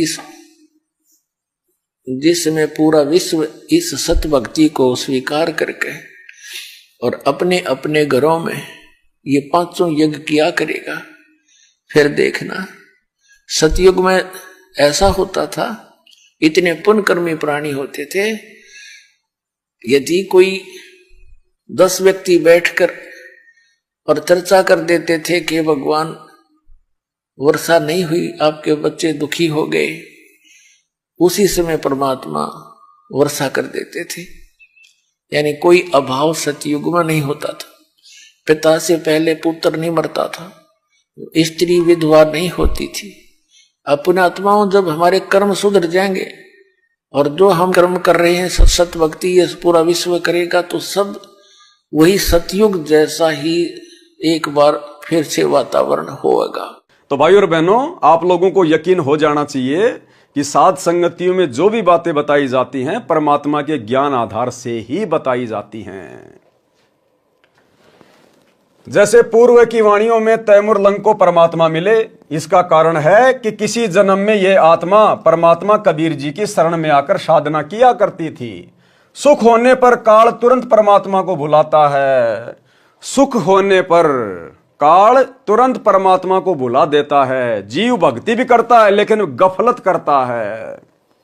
गुरु जी के परिवार को बहुत ज्यादा सुख हो गए, बहुत ज्यादा सुख हो गए। आज गुरु जी उनको याद भी नहीं आता। नरेंद्र मोदी याद आता है कि कैसे उसकी रैली में भक्तों को बसों में भरकर भेजना है। राजनेता याद आते हैं, अपने जाट समाज के लोग याद आते हैं कि कैसे भक्तों के दान का दुरुपयोग करके और जाटों की धर्मशाला बनवा के भक्तों के कर्म फोड़ने हैं।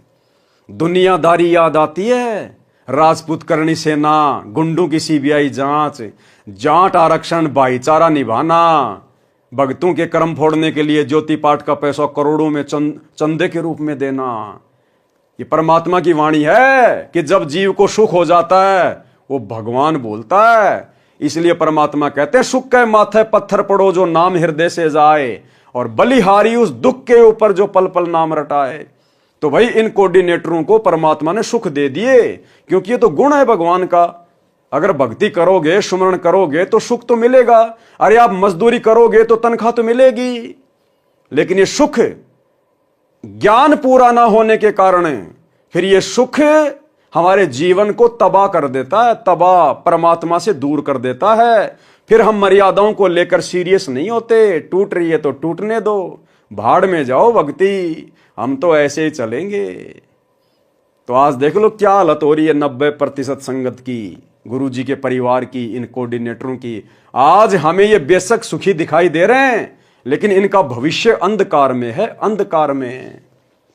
सुख होने पर काल तुरंत परमात्मा को बुलाता है। तैमूर लंग ने फिर अनेकों पशु पक्षियों के जन्म भोगे। अब देखो भाई और बहनों, जिसकी एक रोटी खाकर परमात्मा ने 7 पीढ़ियों का राज दिया,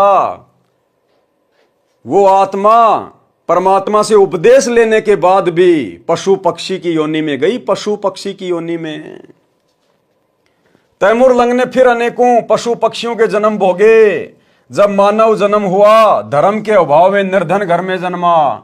ये पिछला टांका रह गया था, साहिब हकना राक्षी, जब मांगो तब दे। कभी किसी जन्म में तैमूर लंग परमात्मा की शरण में था, लेकिन भक्ति सही नहीं करी, फिर पशु पक्षियों की योनियों में चल गया। फिर उसको मनुष्य जन्म मिला। उस पिछली भक्ति के कारण, थोड़े बहुत कोई दान पुण्य के कारण वो टांका रह गया, टांका। उसके बदले में परमात्मा फिर आया अपनी आत्मा के पास, फिर एक रोटी खाई, और फिर एक रोटी खाने के कारण परमात्मा ने 7 पीढ़ी का राज दिया। कितना दयालु है परमात्मा, हमारी कितनी गलतियां माफ करता है। भले हमारी गलतियां भगवान माफ करता है, लेकिन हम तो कष्ट उठा लेते हैं। हम तो पशु पक्षियों के जन्म में जाके फिर वो भोग भोगते हैं, दुख तो उठाते ही हैं। तो भाई और बहनों, आज हमें गुरुदेव ने सबका और सारा इतिहास बता दिया, आगे पीछे का। अगम निगम की खोज ले, बुद्धि विवेक विचार, उदय अस्त का राज मिले तो बिना नाम बेगार। हमने तो सुरती सतलोक में टिका के रखनी है। जीवन रूपी गाड़ी पाप कर्मों की कीच यानी कीचड़ में धस जाती है, तो धर्म उस गाड़ी को पाप रूपी कीचड़ से निकालने वाला दमदार बैल है। पारक के अंक की वाणी नंबर 1183-1186। गरीब धर्म धसकत है नहीं, धसके तीनों लोक, खैरायत में खैर हैं कीजे आत्म पोष। गरीब धर्म बिना ऐसा नरा, जैसी बांझ नार, बिंदी न्या पावे नहीं, सुनहा बया गंवार। गरीब साधु संत से ये नहीं, करी न अन्न की सांट, कुतका बैठा कमर में, हो गया 12 बाट। गरीब धर्म बिना दापे नहीं, यो प्राणी परपंच, भाई आस बिरानी क्यों कह रहे, तन दिया हो तो संच। सरलार्थ, धर्म कभी नष्ट नहीं होता, तीनों लोक नष्ट हो जाते हैं। खैरायत यानी दान धर्म करने से बचाव है, खैरायत में खैर है। इसलिए धर्म भंडारा लंगर करके धर्म करना चाहिए। जो धर्म नहीं करते उनको भक्ति का कोई लाभ नहीं मिलता। उदाहरण दिया है कि जैसे बांझ स्त्री का विवाह भी हो जाता है परंतु संतान नहीं होती, इसी प्रकार धर्म बिना भक्ति सफल नहीं होती। और वर्तमान इस कलयुग की बिचली पीढ़ी में, इस मोक्ष के प्राइम टाइम में, जिस औरत के संतान नहीं है, जिसको दुनिया वाले बांझ कहते हैं, भाई वो स्त्री दुनिया की सर्वश्रेष्ठ आत्माओं में से है, सर्वश्रेष्ठ आत्माओं में से है। उसके समान भाग्यवान स्त्री धरती पर कोई नहीं है। अगर उसको ज्ञान हो और सतगुरु की शरण प्राप्त हो और यदि वो मर्यादा में रह के भक्ति पर लग जाए, उस स्त्री से बढ़कर भाग्यवान स्त्री ब्रह्मा विष्णु महेश के घर में भी नहीं है। उसका तो कोई पिछला लेन देन ही नहीं है, कोई ऋण संबंधी नहीं है। अगर वो मर्यादा में रह के भक्ति करेगी, उसका तो पक्का शतलोक में नंबर है, पक्का। तो भाई और बहनों, जगत की और भगत की सोच में रात दिन का अंतर होता है, रात दिन का। जैसे बांझ स्त्री का विवाह भी हो जाता है परंतु संतान नहीं होती, इसी प्रकार धर्म बिना भक्ति सफल नहीं होती। उल्टा सुनहा कुत्ते का जीवन प्राप्त करता है। सतगुरु से दीक्षा ली नहीं, अन्न की सांठ नहीं की, यानी अन्नदान भोजन नहीं कराया, नहीं किया तो कुत्ता बनकर घर घर जाता है। कहीं कहीं उसकी कमर पर मुगदर लगाया जाता है, हाय हाय करता फिरता है। धर्म किए बिना आत्मा की संतुष्टि नहीं होती, धर्म बिना धापे नहीं यो प्राणी प्रपंच। धर्म किए बिना आत्मा की संतुष्टि नहीं होती, अन्य सब प्रपंच हैं। यदि पिछले जन्म में या इस जन्म में दान किया है तो धन मिलेगा, अन्यथा कुछ नहीं मिलेगा। वाणी नंबर 1187 1192 का सरलार्थ। बलि राजा ने 100 यज्ञ की थी, परमात्मा 52 रूप धारण करके आया था। कौन परमात्मा? सतगुरु रामपाल जी भगवान, ये कबीर भगवान। ये धर्म का प्रभाव था कि परमात्मा को आना पड़ा। राजा बलि भगत प्रहलाद का पोता था, पिता का नाम बैलोचन था। राजा बलि ने 4 यज्ञ की थी, 52 रूप परमात्मा को आना पड़ा। यानी जहां पर धर्म होता है, धर्म, वहां मजबूरन परमात्मा को आना पड़ता है। क्या समझे? वर्तमान में सबसे बड़ा धर्म कहां हो रहा है, कौन कर रहा है? अपने गुरु को इष्ट मानकर गीता अध्याय 3 श्लोक 13 के अनुसार घर घर भोग कौन लगा रहा है? अरे राजा बलि ने यज्ञ तो किया था, भंडारा ही तो किया था। किसको जिमाया? दुनिया को। आप और हम किसको जिमा रहे हैं? अपने इष्ट को, जो पूरे संसार का पालन पोषण कर रहा है। उस परमेश्वर को खुश करने के लिए उसके विधान अनुसार उसको इष्ट मानकर भोग लगा रहे हैं घर घर में। इससे बड़ा धर्म यज्ञ संसार में कोई दूसरा नहीं है। राजा बलि का धर्म यज्ञ भी फैल है इस धर्म के आगे। जो धर्म वर्तमान में सतसेवकों के घरों में प्रतिदिन हो रहा है, अपने गुरु को इष्ट मान के भोग लगाया जा रहा है। राजा बलि के द्वारा 100 यज्ञ करना और सतसेवकों के द्वारा एक समय अपने गुरुदेव भगवान को भोग की आरती के साथ भोग लगाना, उसके 100 यज्ञ के ऊपर भारी है, 100 यज्ञ के ऊपर। तो जब राजा बलि के यज्ञ के कारण परमात्मा को 52 रूप धारण करके आना पड़ा, तो क्या आज हम सतसेवकों के घरों पे परमात्मा नहीं आएगा? परमात्मा ने देखा रे ये तो तीनों टाइम भोग लगाते हैं, सुबह भी, दोपहर भी, शाम भी। फिर मेरे को सुबह भी आना पड़ता है, दोपहर भी आना पड़ता है, शाम को भी आना पड़ता है। तो परमात्मा ने प्रेरणा की कि बच्चों तुम तो मेरा बेड ही लगा दो। अब मैं तीनों समय हिसार जेल से आता हूं जाता हूं, तुम एक काम करो, मेरा बेड लगा दो, मैं यही ना बैठ जाऊंगा। भाई मुझे जेल में बैठना, मुझे यहां बैठना, तो क्यों ना मैं यहीं बैठ जाऊं, बार बार आना तो नहीं पड़ेगा। तो परमेश्वर अपने प्रत्येक बच्चे के घर में विराजमान है, जो गुरु को इष्ट मान के भोग लगाते हैं। क्या कह रहे हैं परमात्मा? आना पड़ता है भगवान को। और हम तो परमात्मा से विशेष विनती करते हैं। अरे राजा बलि तो केवल इंद्र का राज्य प्राप्त करने के लिए धर्म यज्ञ कर रहा था, मोक्ष के लिए नहीं कर रहा था। उसको तो पता भी नहीं था भगवान कौन है, भक्ति क्या है, मोक्ष क्या होता है।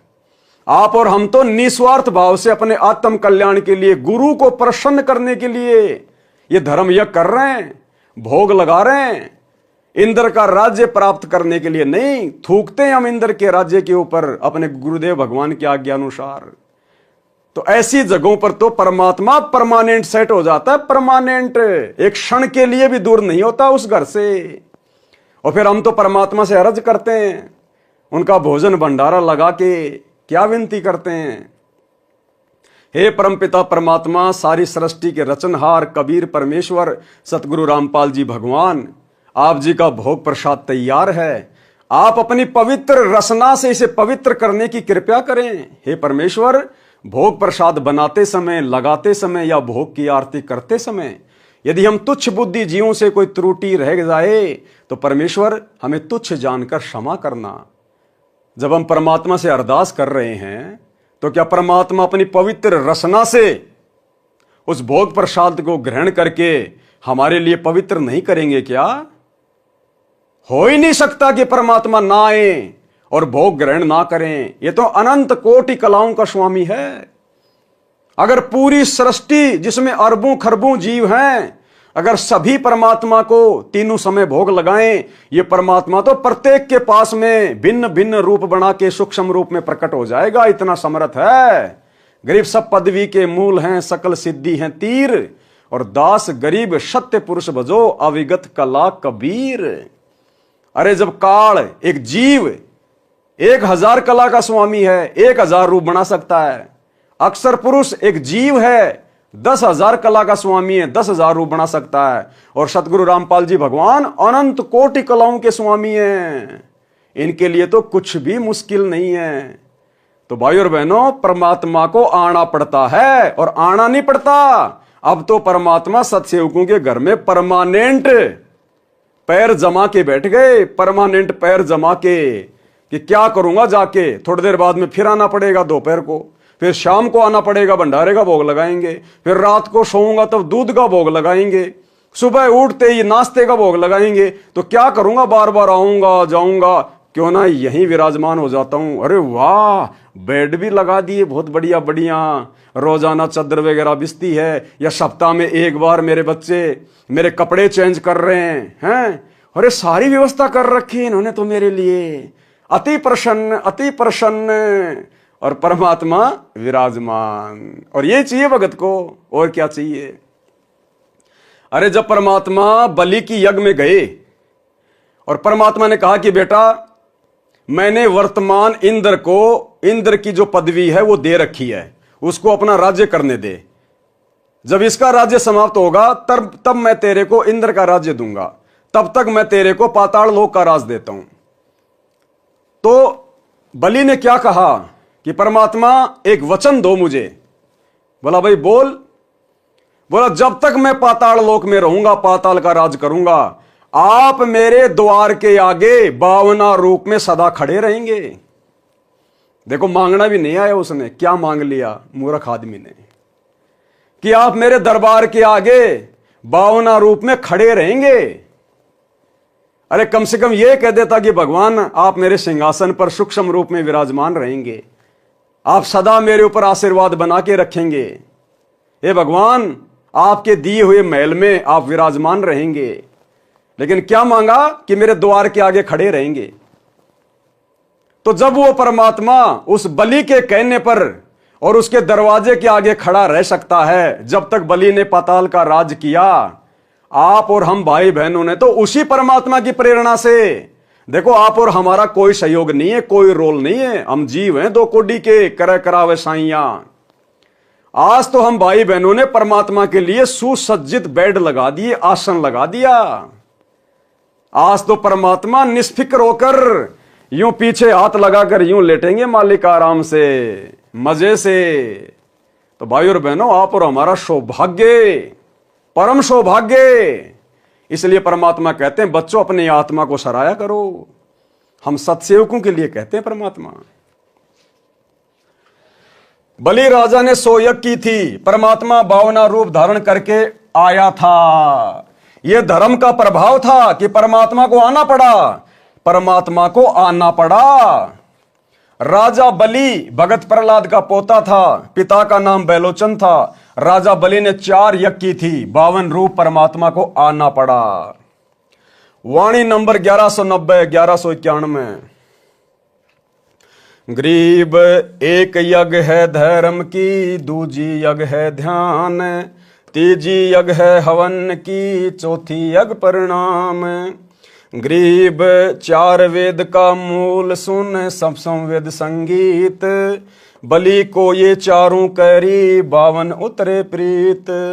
सरलार्थ, जो 4 यज्ञ राजा बलि ने की वे हैं धर्म यज्ञ, ध्यान यज्ञ, हवन यज्ञ और प्रणाम यज्ञ। बलि को कुछ समय के लिए पाताल लोक में छोड़ दिया है। क्या कह रहे हैं गुरुदेव? शब्दों को पकड़ना भाई और बहनों। गुरुदेव कह रहे हैं कि बलि को वर्तमान में कुछ समय के लिए पाताल लोक में छोड़ दिया है। यह शब्द कौन कहेगा? जिसने खुद छोड़ा है। लिख कौन रहे हैं? गुरुदेव भगवान। क्या कह रहे हैं? शब्दों को पकड़ना। बलि को कुछ समय के लिए पाताल लोक में छोड़ दिया है। अगर छोड़ने वाला कोई और होता तो यह लिखते कि बलि को कुछ समय के लिए पाताल लोक में छोड़ दिया था। तो गुरुदेव भगवान स्वयं वो परमात्मा है जो बलि के पास में 52 रूप धारण करके गए थे। बलि को कुछ समय के लिए पाताल लोक में छोड़ दिया है। वह वर्तमान इंद्र के शासन काल को पूरा होने के बाद इंद्र की गद्दी पर बैठकर स्वर्ग का राज करेगा। इतना अमर किया है बलि को। और उसके बाद क्या होगा? उसके बाद फिर 84 लाख योनियों में गधा, कुत्ता, शुअर बनेगा। देखो, परमात्मा तो उसके पास भी गया और जाने के बाद भी क्या मिला उसको? वर्तमान में वो पाताल का राजा, उसके बाद देवताओं का राजा बनेगा, इंद्र बनेगा। और इंद्र की योनि कहां से शुरू होती है? गधे से। तो आप और हम कितनी पुण्य आत्मा है उस परमात्मा की।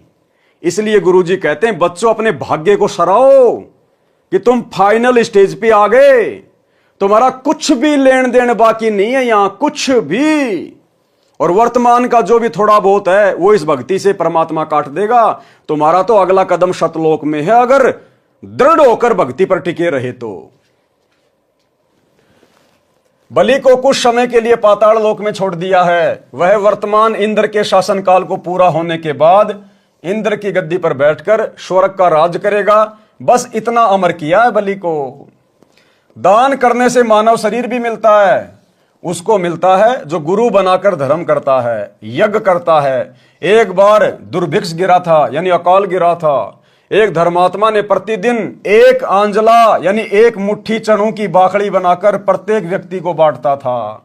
वह सेठ उसके धर्म के कारण कई बार चक्रवर्ती राजा बना। एक भयंकर अकाल पड़ा था और एक सेठ था, उसने बाकड़ी होती है जैसे गेहूं होता है, गेहूं को पानी में गर्म किया जाता है बहुत ज्यादा, वो फूल जाती है, नरम हो जाती है, उसको बाकड़ी कहते हैं। उसमें कुछ मीठा वाठा मिला के लोगों को बांट दिया जाता था। जब हम पहले छोटे छोटे थे और जब किसी के घर में कोई रिश्तेदार आता था तो उसके गीत गुआए जाते थे। जब वो शाम को खाना खाता था तो गांव की औरतें इकट्ठा होकर गीत गाती थी और गीत गाने के बाद में फिर क्या मिलता था सबको? 1-1 मुट्ठी बाकड़ी की। वो खाया करते थे हम लोग। उस बाकड़ी के चक्कर में दास उस 1 मुट्ठी बाकड़ी के चक्कर में और रात के 10 बजे तक अपनी माता जी की गोद में बैठा रहता था। कब बाकड़ी मिलेगी, कब ये गीत समाप्त होंगे। तो चाहे वो चने उबालो चाहे गेहूं उबालो, उसको कहते हैं बाकड़ी।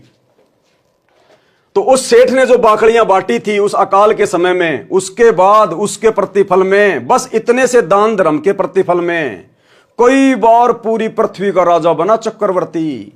देखो, दान धर्म तो बहुत सारे लोग करते हैं, लेकिन उसने विशेष परिस्थिति में वो बाकड़ियां बंटवाई थी जिस समय लोग भूखे मर रहे थे, जिस समय लोगों को उसके भोजन की अति आवश्यकता थी। तो ऐसी परिस्थितियों में किया गया दान धर्म विशेष लाभ देता है। वाणी नंबर 1194 से 1195। गरीब नाम सरीखा दान है, दान सरीखा नाम, सुन ही को भोजन दिया, तीनों छिके बलिजाम। गरीब बुढ़िया और बाजीद जी, सुन ही के आनंद, रोटी चारू मुक्ति है, कटे गले के फंद। सरलार्थ, एक समय बाजीद राजा राज्य घर त्याग कर जंगल में साधना कर रहे थे। एक कुतिया ने 8 बच्चों को जन्म दिया। उसको बहुत भूख लगी थी। एक बुढ़िया अपनी 4 रोटी कपड़े में बांधकर खेत में काम के लिए जा रही थी। बाजिद ने कहा, माई इस कुतिया को 1 रोटी डाल दो, ये भूख से मरने वाली है, साथ में 8 बच्चे और मरेंगे। बुढ़िया चतुर थी, उसने कहा मेरे खून पसीने की कमाई है, ये कैसे दे दूं। संत ने कहा कैसे रोटी डालोगी। बुढ़िया ने कहा आप अपनी भक्ति का चौथा भाग मुझे दे दो, यानी संकल्प कर दो, मैं रोटी डाल दूंगी। संत ने अपनी साधना का 1/4 भाग संकल्प कर बुढ़िया को दे दिया। ये गलती वर्तमान में आप और हम भगत भाई बहनों ने नहीं करनी है। हमने अपनी भक्ति का एक अंश भी किसी को दान नहीं करना, चाहे कोई भूख से मर रहा तो मरने दे। भगवान आया धरती पे, भगवान का रास्ता बता दे, भक्ति कर, अपना आत्म कल्याण करवा। हाँ, नॉर्मल तरीके से हमारे कोई घर पे आता है, इज्जत करो, भोजन खिलाओ। रास्ते में आपको कोई भूखा व्यक्ति मिल जाता है, भूखा है, उससे पूछो, वो कहे हाँ भाई मुझे भूख लग रही है, कहीं भी रोटी लेके उसको खिला दो, कोई फल फ्रूट खिला दो, कोई बिस्कुट वगैरह उसको जो है वो खिला दो। लेकिन हमने अपनी भक्ति का 1% भी अंश किसी को दान नहीं करना। अगर ऐसा कोई छलबल हमारे साथ में काल प्रेरणा से कोई करे तो, कोई मर रहा तो मरने दो, हमने राजा जनक जैसी गलती नहीं करनी। परमात्मा कहते हैं दया बिना दरवेश कसाई। दरवेश यानी साधु, जिसके मन में दया नहीं है, जिसके हृदय में दया नहीं है, वो भगत भी कसाई के समान है। लेकिन भाई और बहनों, हमने ऐसी दया भी नहीं दिखानी जिसके दिखाने से हमारी भक्ति नष्ट हो जाए। कलयुग की पिछली पीढ़ी है, ज्ञान को आधार बनाना पड़ेगा। बुढ़िया ने 1 रोटी कुतिया को डाल दी, फिर भी कुत्ती भूखी थी। करते करते 4 रोटी कुतिया को डाल दी और संत बाजीत जी ने अपनी सर्व भक्ति कमाई उस बुढ़िया को संकल्प कर दी, जिससे कुतिया तथा उसके बच्चों का जीवन बचा। रोटी देने से माई को भक्ति की कमाई प्राप्त हुई और बाजिद की भक्ति पुण्यहीन हो गया, परंतु कुतिया और उसके बच्चों को जीवन दान देने के कारण स्वर्ग प्राप्ति हुई। फिर स्वर्ग से कहां जाएगा? उसी काल के जाल में। गरीब राजा की बांदी होती, रोटी देत हमेश, चक्कर भये हैं दहु दिशा, जीते जंग नरेश। सरलार्थ, एक राजा की बांदी यानी नौकरानी धार्मिक थी। वो प्रतिदिन गरीबों को रोटी बांटती थी। उसके कारण उस राजा ने कई राजाओं पर विजय प्राप्त की। उसका राज्य विशाल हो गया। जब उसने किसी ज्योतिष से पता किया तो पता चला कि तेरी नौकरानी के द्वारा तेरे खजाने से किए रोटी के दान से तुझे ये सफलता मिली है।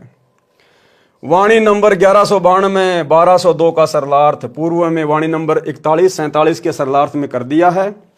वाणी नंबर 1203 का सरलार्थ पहले इसी अंग में कर दिया है। एक समय देवताओं और राक्षसों का युद्ध हुआ। एक राक्षस किसी भी शस्त्र से नहीं मर रहा था। एक ऋषि ने बताया कि इसकी मृत्यु ऋषि दधीची की हड्डी के तीर से होगी। ऋषि दधीची ने अपने पैर की हड्डी दान कर दी, तब वह राक्षस मरा। यह परमार्थ केवल महात्मा ही कर सकता है। लेकिन भाइयों और बहनों, हमने वर्तमान में ऐसी कोई गलती नहीं करनी है। आज हमने उसी जगह पर दान धर्म करना है जैसा हमें गुरुजी ने बताया है। आज दान धर्म केवल हमने अपने गुरुजी के चरणों में करना है, अपने गुरुजी के अनुसार करना है। आज हमने भावनाओं में नहीं बहना। आज हमने मान बढ़ाई में नहीं आना। चाहे आपके पास में 1 करोड़ रुपया क्यों ना हो, अगर आपने चंदे के लिए 1 रुपया भी दे दिया, उसी समय भक्ति खत्म हो जाएगी। आज हमें जैसा गुरुजी कहेंगे हम वैसा ही करेंगे, 1 कदम भी उससे बाहर नहीं चलेंगे।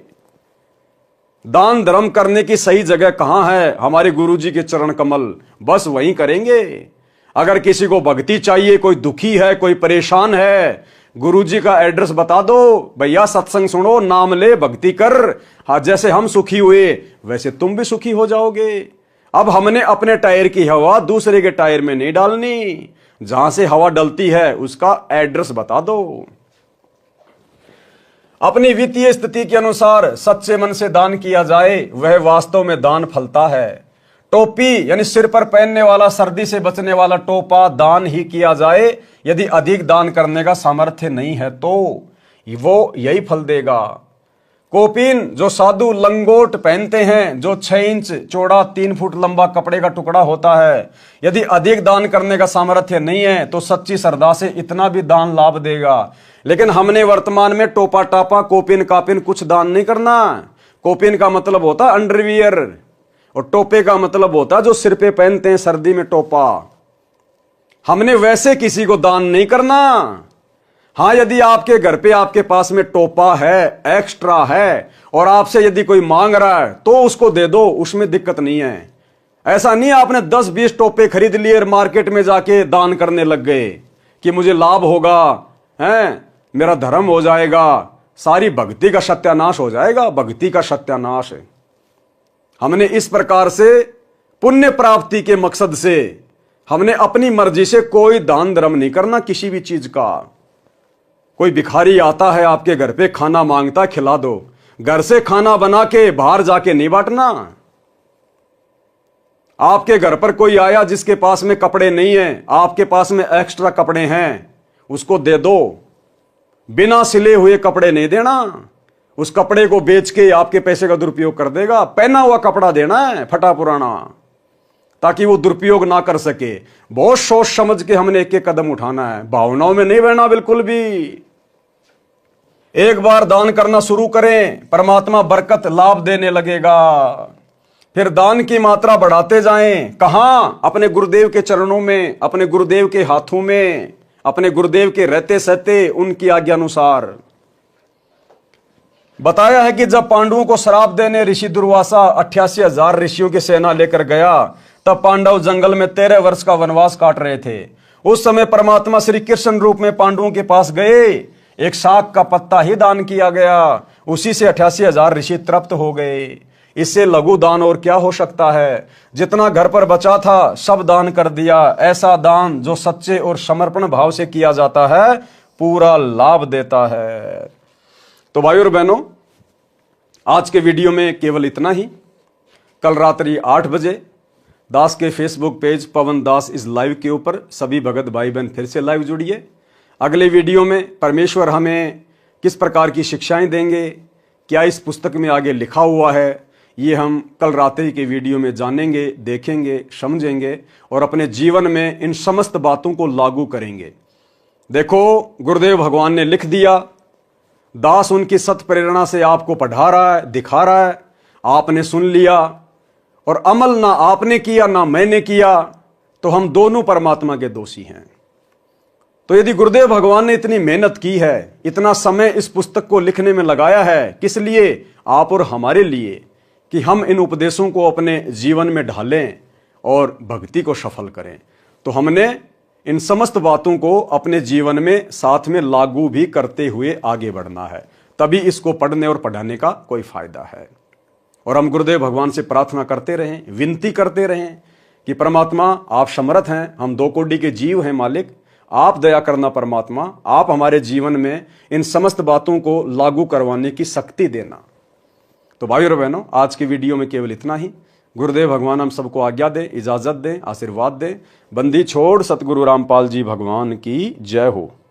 भाई जो गुरु बचन पे डट गए, कट गए फंद 84 के, कट गए फंद 84 के, कट गए फंद 84 के।